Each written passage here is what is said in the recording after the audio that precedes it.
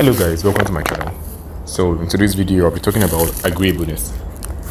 Okay, so it's agreeable.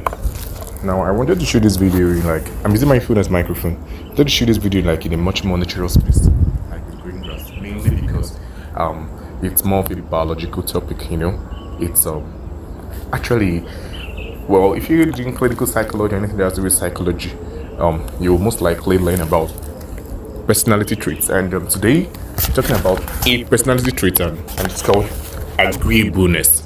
Now, basically, what is agreeableness? Agreeableness, firstly, is a personality trait, and in this personality trait, we're going to concentrate more on the agreeableness traits in the Big Five model. And in this Big Five model, we have 5 personality traits. The first is openness to experience. Okay. The second we have is conscientiousness. Conscientiousness are people who are actually very detailed. They're trustworthy because they can be very detailed in what they do. We have extraversion. Extraversion basically is the one who is actually much more outgoing. One who can actually extroverts basically are in the extraversion scale of stuff. Now, the dictionary meaning of extraversion, okay, is simply the state of quality of being extroverted. Exactly. So those who are highly extroverts fall in the high parts of the personality traits of extroversion. Like when you grade, you can use a scale of 1 to 10. So people like myself, I'm more of a 7-8. I'm actually much more extroverted than introverted. Now, the third one is the fourth one is agreeableness. That's what we're talking about today, and this has to do with being cooperative, increased level of caring, okay, empathy, okay, friendly, and you're actually willing to compromise. So agreeable people are not, that's the opposite, are not willing to compromise. Like they see the world as a stage, okay, and every other person is just like a means to an end, a means to get what they want. They see it's more of a predatory kind of lines they view other people. You're just in their way, okay, to get something. Every other person is they see humans as chess. Exactly. You have to take out the pawns, the bishop, just take them and get what you want. That's more for disagreeable people.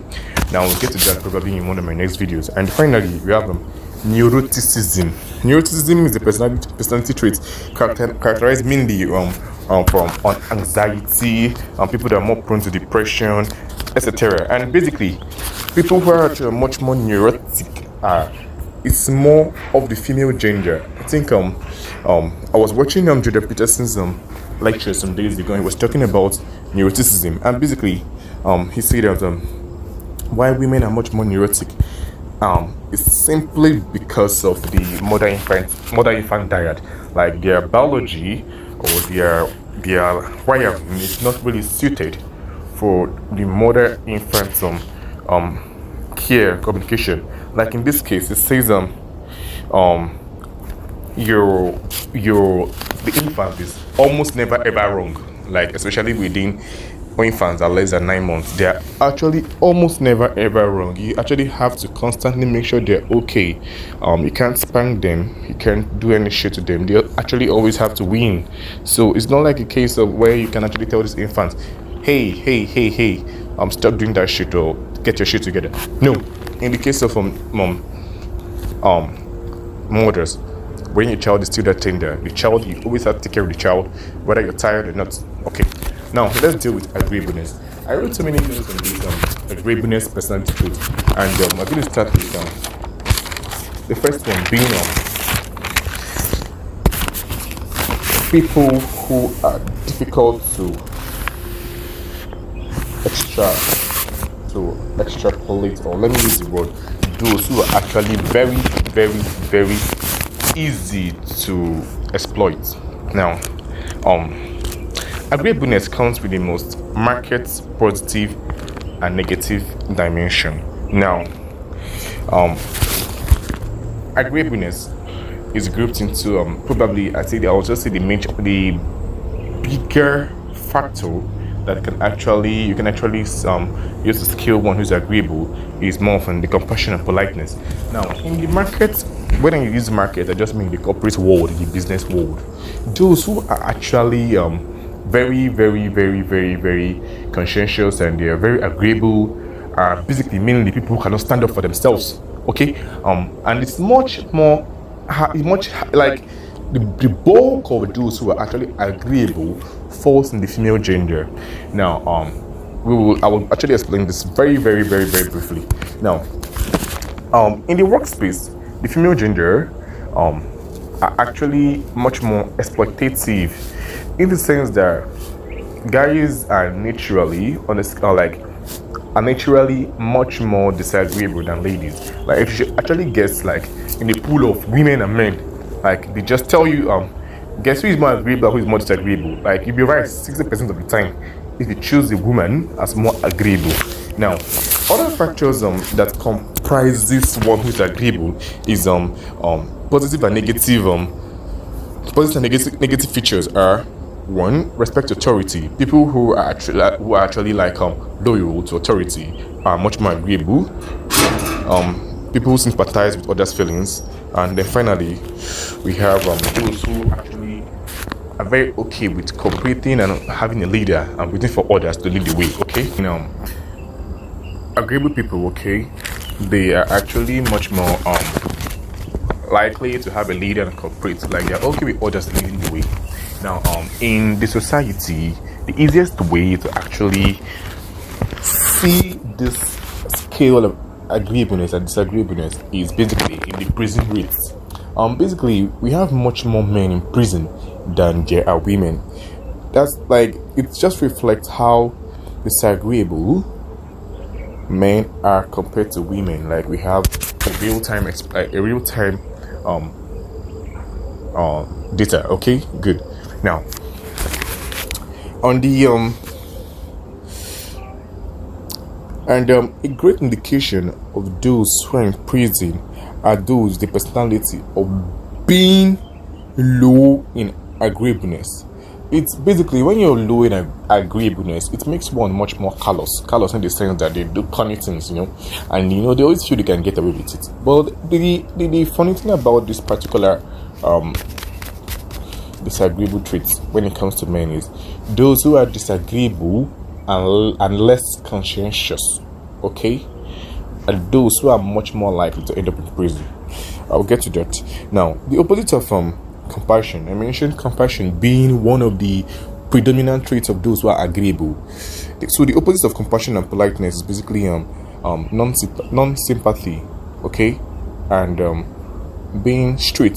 I don't use the word rude, but basically those who are actually have less agreeability, like on the scale of 1 to 10, those who like scale or 2, 3, okay, on the low ends of agreeableness, are actually very, very, very, very, very, very, very blunt. They see things how it is in their head. Okay, now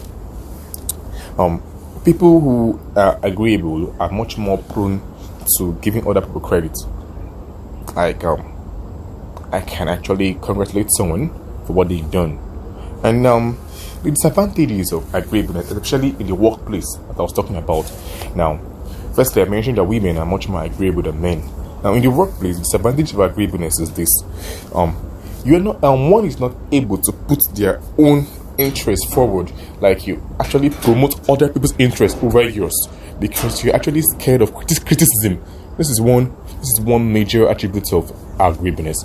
Those who are actually agreeable are scared of criticism. They don't want fight. They don't want conflict, and it's actually profitable in the short term, but in the long term, no. There are things you have to actually grab and actually deal with the situation.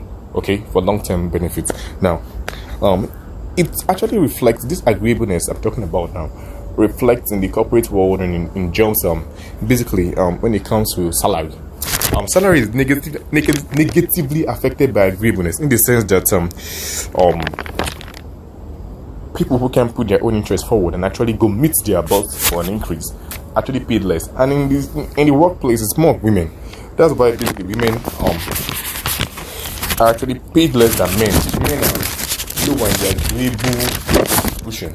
Now, this is one aspect women should listen to. Most of these points were gotten from I read the H Factor of Personality. I'll pop up the book here, and secondly, Judah Peterson, the clinical psychologist. So I've read some of the stuff on agreeableness, aggression, conscientiousness, and all that stuff, and watched some of the lectures and seminars. So basically, I combined everything and took some notes. And one thing about this, I think women should listen to this aspect, is this: you get paid across time, basically on these factors. Your usefulness, okay, that's your skills. Now you have your abilities, things that you can do. Then you have your position, and then you have your social network. Now, other things depend on whether you actually go or not to ask for money. And in reality, you don't really go ask for money, like, because one thing about money is everybody wants the money too. You're not the only one who is asking your boss for a raise. Now, how do you actually negotiate increasing your salary? Okay, firstly, you go tell them to pay you more. If not, other things will happen, and it's not really a threat, and you're not saying it in a cocky way. Like, when you are actually negotiating, there should be a downside for someone, and there should be an upside for you. Or basically, in the end of the day, what you're trying to get to is an agreement, okay, where both parties are okay. Now you have to tell them to pay you what you want, okay, in the sense that you must be willing to negotiate an alternative. If you don't pay me, this will happen. Either leave, or I won't do my job well, or many other stuff that you can actually like conjure up. Now, here's what you do. You actually state, this is what I do. Now, this is my job, this is what I do, this is why it is useful, and this is why you have to give me more money. Okay? Now, this is an opportunity. If you don't actually, this is an opportunity, like your opportunity, the negotiator, the one who brought about the pay increase, employee. And if you don't actually pay me, this is what is going to happen. Like, I'm gonna exit your company, and you're gonna lose a valuable worker like myself. Now, you have to actually put your case forward powerfully and disagreeably. Now, we'll get to that, but basically these are the points that I'm actually listing, things that I'm actually listing, the things that you can actually do to put your point forward, okay, disagreeably and powerfully.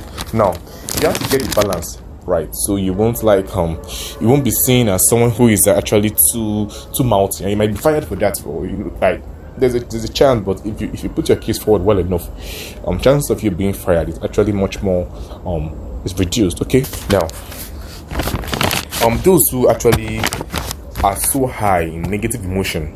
Now, negative emotion is more of characterized in neuroticism and anxiousness, like those, and it's more of the women's parts. I mentioned the mother infant dyad. We'll still get more into that.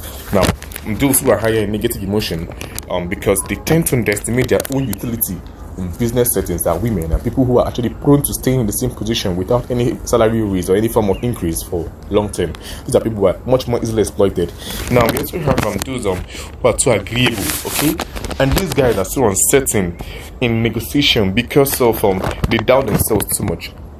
Now, if you have this sense of self-doubt even before the negotiation happens, or even before the conversation, okay, basically you're actually not going to win, because there's a really limiting factor in your head that you're not good enough, or whatever. I don't know.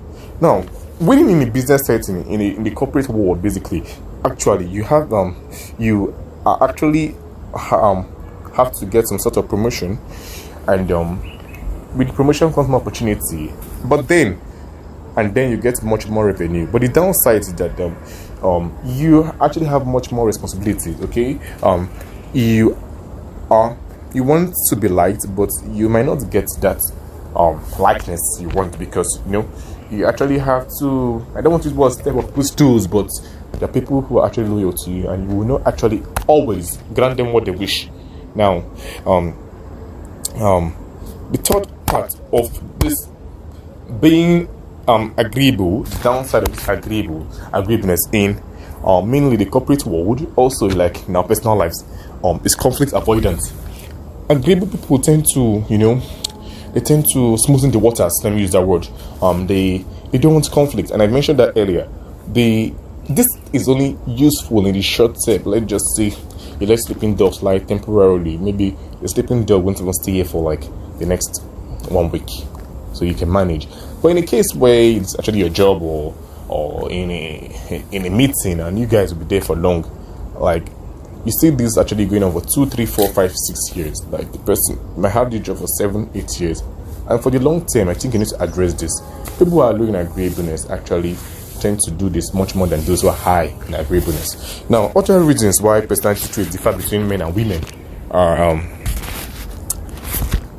when it comes to puberty. Like before puberty, basically both men and women, you can actually distinguish where they fall on the agreeableness spectrum.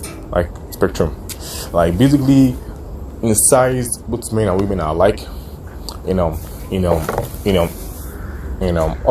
Other personality traits like conscientiousness, agreeableness, extraversion, like the difference is not so much. Like you can get almost an equal ratio between girls and guys. This is before puberty kicks in.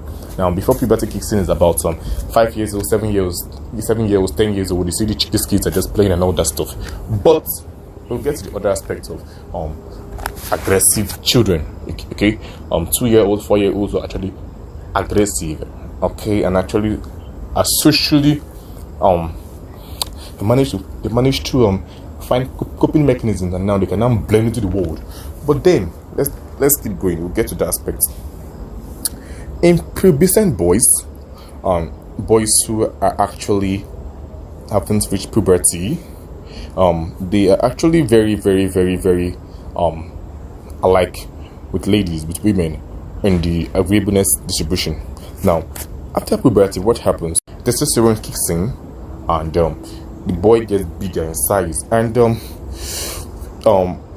when you're actually big, it's actually a defense mechanism. You can actually like punch your body, your chest gets bigger, and you can defend yourself more. You can actually punch and take punches. You can defend yourself. Now, in the society, there are lots of behaviors that actually help explain this after puberty effect. Like between the ages of 16 to 21, I think this is the heightened stage of puberty, and this is where guys are much more creative, because basically testosterone has kicked in and it boosts your creativity. But then when it comes to the society, how this reflects is when it comes to alcoholism. Like much more guys are there are more alcoholics between the male gender than the female gender. Okay, we have alcoholism. So antisocial traits like they are much more antisocial. They have learning disorder and attention deficit disorders. This is how we see this in the society. Now, in pubescent girls, girls who haven't reached puberty yet, their size is still relatively the same. But after puberty kicks in, these traits they tend to arise. Higher neuroticism, like they are much more overly anxious, and I will get to the reason why. And what classifies those who are highly anxious is they are much more depressed. There's more anxiety. Their mood seems to easily dysregulate, like inconstant and non-constant moods. They worry so much. They are easily frustrated. They're easily upset. They're also low in emotional stability. Now, in marriage, in the marriage sphere, okay, actually, women are actually much more aggressive than men in marriages and relationships. Now, the fact is this: men actually do much more bigger damage. But when it comes to spanking and hitting and fighting, like women actually bring up more of the fight, and they actually want to actually hit their male partners. Now, this is actually biological, because the man is less likely to get any form of serious damage or injury from just hitting him, only if using a sharp object. But in the case of a woman, like hitting a lady with full force, like she can actually end up dead. So biologically, women are wired, and they know that the likelihood of damage in hitting a man with all the muscles and all the defense stuff is actually very, very low. So they tend to actually exert their anger and their frustration hitting. So just know that women are actually much more aggressive and prone to the hitting in relationships. women hit their husbands more often because there won't be much damage, but a man might actually kill her if he uses his hand. Now, why women are actually much more anxious, neurotic. Okay, so I'll get to that. This is it. Now, basically, there's sexual danger. There's much more sexual vulnerability at puberty because of women getting pregnant is actually huge. Like it only makes sense being nervous. Like for a lady, it costs for sex is much more for ladies than men. If you get pregnant, like in traditional societies in the ancient times, it's like you're done. You are done. In modern society currently, if there are alternatives, you can probably give the child to your parents or a relative to take care of, but it's still a huge problem. Like it's a big problem, and you have to figure out a way. You put up the child for adoption or whatever, but it's a huge problem. Now, men don't have to deal with all this stuff. So, like we're not so neurotic, we're not so anxious. Okay. Now, sexually, because sexual danger for us is lesser. Now, I mentioned the plateau from infants being the main reason why women's nervous systems are not adapted to them. How the child under 9 months is actually never wrong. They are very demanding and there's so much emotional load. Now that's for that. Now the major factors of agreeable people are compassion and politeness, which I've mentioned. And then for disagreeable people, I've not mentioned this like in detail. The major factors that actually classify disagreeable people are people who they won't do what they are told to do, but they do what they want to do. Secondly, they are tough-minded. They have a mind of their own and they can do whatever they wish. Thirdly, they are competitive. Fourthly, they are blunt. Fifth, finally, they are more dominant. Okay, and I've mentioned this. They look at the world with a predatory lens, like they can compete and win. Simple. Okay, this is how they look at the world, where they can easily compete and win. Like it's a competition and win. Now, even in the animal kingdom, like you can see men actually are very the males are much more likely to devour their children than the females. In the bird kingdom, there's actually less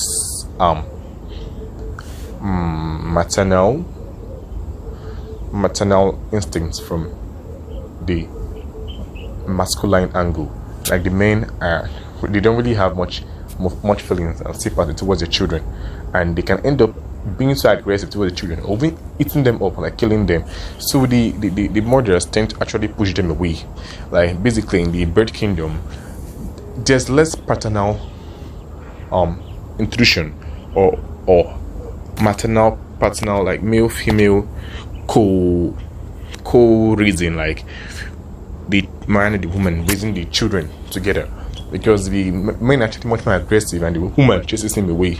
Okay, so it's rare to actually see women who in the animal kingdom who actually let in the bird animal kingdom who actually let the male in, and they raise their kids together. Now,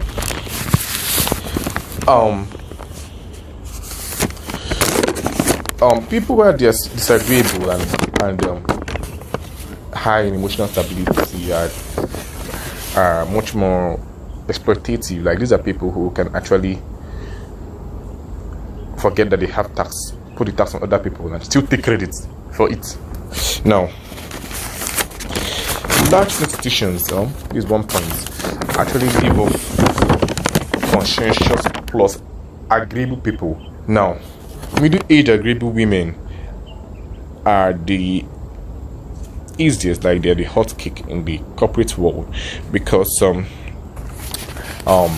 they don't take themselves first, the priority first. People they're not confident enough to actually state what they want. Now, middle-aged agreeable women get disappointed. And finally, the thing about agreeable people is this: Agreeable people who are so agreeable or need some sort of assertive training, and in this case, you just see what you think, the truth about what you think. It can be very, very difficult for agreeable people who don't like conflict, but then you actually train there to, in assertive training, actually train to see what you think and basically the truth about what you think, whether it's nasty or not. Okay, this is a way to regain your ability of expressing yourself and standing your ground. Now, agreeable people actually have less chance of doing this if they are more prone to being hurt physically and emotionally. I mentioned those who are low in emotional stability as those who are much more easily exploited, unlike those who are high in emotional stability. These guys are actually much more, they tend to do much more exploitation, and they feel no remorse, like they don't feel anything. Now,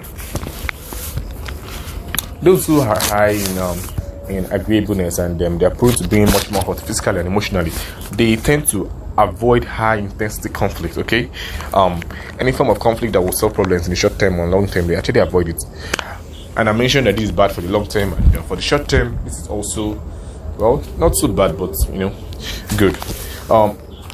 Agreeable people don't know what they want because they live for people, and agreeableness does not work if you're trying to forge. Finally, I'll be talking about development of antisocial children. Now, antisocial children are basically much more aggressive, and they tend to be conduct disorder adults, like when they grow. Now, this actually plays more role in future criminality. Now, antisocial children tend to become criminals in some sort of way in future, and the main characteristics of criminals are actually those who are low in agreeableness. I mentioned this before, and low in conscientiousness. Now, these guys they have much more psychopathic tendencies, and when you're being a psychopath, basically just like you do the work, I'll take the credits. I mentioned this earlier. Those who are very, very okay, and they are actually very, very high in intelligence and emotional stability. These are people who are much more prone to exploit people and take the credit, and they don't even care. Now, finally, those who are actually high in intelligence and emotional stability, they tend to actually do the work, not to do the work, and they reap the benefits, and they don't really care. Okay, now, finally, we have extroverted, disagreeable people. These people actually the narcissists we have. They are narcissistic. They have high charisma, and people can mistake this with high charisma and confidence. People can mistake this with competence. Competence is when you can actually do the job well. But then this guy just appear much more charismatic and confident, and people actually think that they can actually do the job well. Now, children, antisocial children, when you actually track, like in 2-year-olds, when you actually track their behaviors and kicking, how they kick, biting, fighting, and finally property theft, if they actually steal one or two things, you can actually track the kind of adult they're going to be. But if parents can play a role in molding this child to be much more socially acceptable. Now, most of people who have more of this kicking, biting, fighting, and property theft tendencies in little children under 2 years old are more of males. And if you track them till they're 4 years old and this continues, they tend to be much more hyper aggressive. And this hyper aggressive 4-year-old adults, they find coping mechanisms, whatever, and they actually become much more social. And then their sociality is very, very funny because deep down they're still aggressive. So literally they actually become civilized little monsters. But temperamentally, like their temperament, aggression is too high there. Now, they become civilized because they have to be tolerated in the society by parents, by their peers, and then the education experience kind of moves them. But then the education experience, trying to be tolerated by their parents and by their peers, by their mates, helps reduce this. But then they can learn to interact with other kids, and this helps reduce the antisociality. And basically, all these can be mitigated in the rough and tumble play. Rough and tumble play is the type of play that adult males mainly play with little children. Like when you actually throw them up, and you catch them. Like when my brother was little, I actually did that, throw him up like this, and you catch him. And children really love this. Now, um lots of experiments have actually like seen that in rats, engaging rats in rough and tumble play helps to reduce their aggressive behavior. Okay, the impulse to being aggressive, it it mitigates this.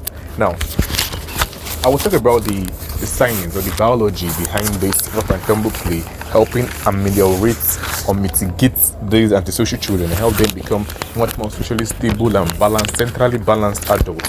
Now, the first is this: rough and tumble play kind of it's basically when you throw a child up, you're playing with them at the edge of danger. Like, this is the highest peak of getting injured, falling, or even dying. Like, they can. What if you throw a kid up so high and the child falls on the bare ground and hits the back of his head, like he's dead? Now, why this rough and tumble play is able to mitigate this aggressive behavior in when the children are still kids, like probably 2 years old and younger, or 9 months old and above, is this: they develop some sort of embodied trust. Like, they develop trust when I mean embodied, like with their inner body and their external body. Like, they know they'll be caught, like you catch them, okay? They know they're not gonna fall and get injured. So when they fold, okay, they learn what can hurt them and what can't. And if you catch them in a way that actually hurtful, like probably you are catching them, you mistakenly pinch them or your nails scratch them, they can grab your hair to show that it hurts them. Okay, so like now they are able to trust you that you won't hurt them, because if you hurt them, they'll retaliate by scratching you, injuring you, or maybe hitting your eyes or something like that.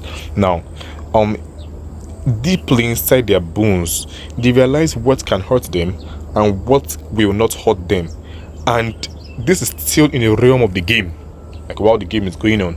Now, those who are well situated among themselves, if like eventually, mainly at social children who are well situated among themselves, their parents, particularly their fathers, engage them in this rough and tumble play a lot, and they developed some sort of embodied trust, and all the aggressiveness and all that was actually being how will I even put it, was actually put into action, okay?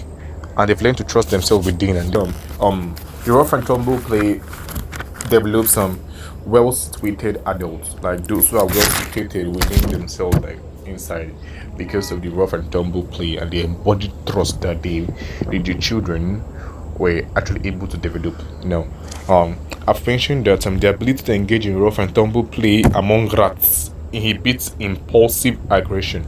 Now, there's a way of actually figuring this out. The prefrontal cortex, actually prefrontal cortical deficit, is manifesting attention deficits adult rats and mammal generally. When the prefrontal cortex doesn't develop properly, these are people who need more attention. Like, to actually see this physically, these are people who need more attention and they will not engage in such play. Now, I think they might learn some coping mechanisms that will help them blend in future. But the final part of this is this: those who are actually suffering from attention deficit disorder, as it's more of the environment or school or wherever they grew up, wherever they were raised. Now, this robust and troublesome acts or play isn't so suitable in the school environment.